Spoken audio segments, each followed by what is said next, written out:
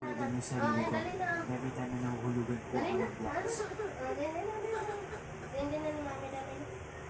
Dali na. Hindi na ni Mami, dali na. Naisip ko po yung dalawang blocks ko. Dali na. Nailagay ko doon sa box. Dali Kaya na. automatic po na aabot po yun. Dali ka Mapapasa na. po po sa kanya. Dali na, dali na. Dali na.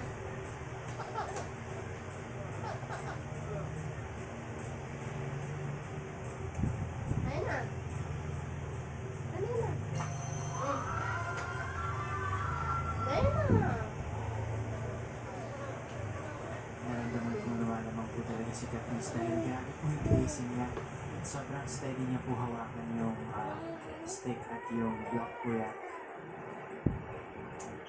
Ang gulo mo, wala ka nga.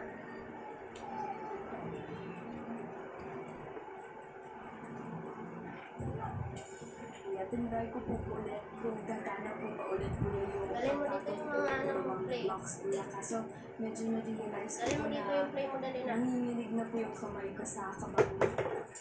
Galing galing ang galing ng bibi ko. Yay!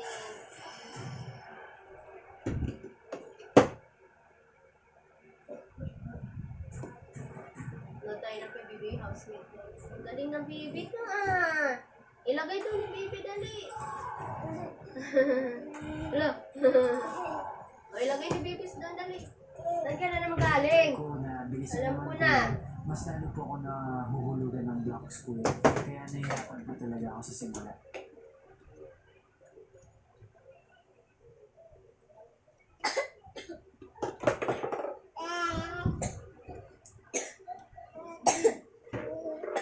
Diba? May kapag ubukat yung number.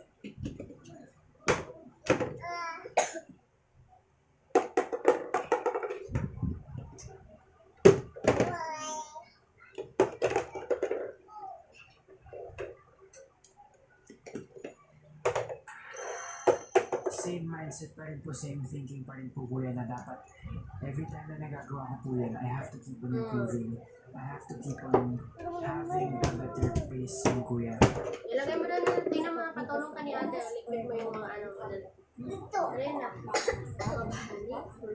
Ilagay na ni Baby Boy, dali. Kunin niyo yung iba ng mga balls, dali. Yan, kunin niyo, dali na.